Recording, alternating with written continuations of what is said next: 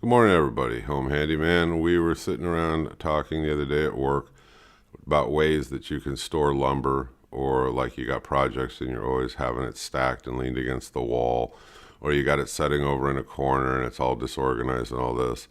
And I said, hey, can you make me, like a lumber rack? And I go, yeah. So I was looking around online for a little bit and I ran across something I think is a good deal.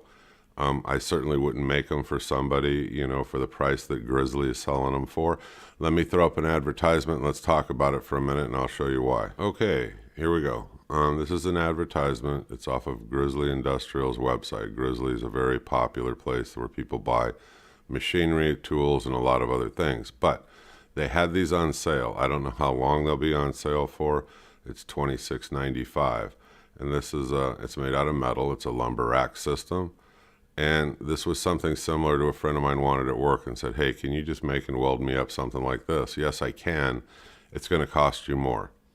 Because even if I got the steel, which isn't going to be that much, your time is worth something. And somebody said, well, how do you charge? Well, I charge $60 and up depending on the project.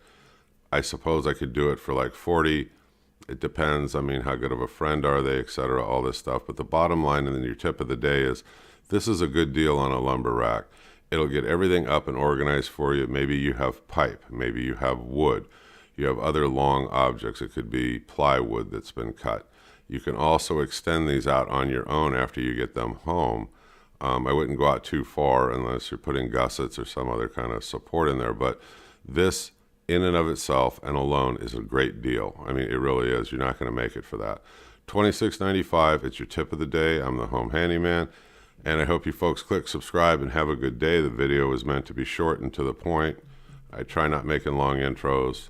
You folks have a good day. I'll see you on the next video. Bye-bye.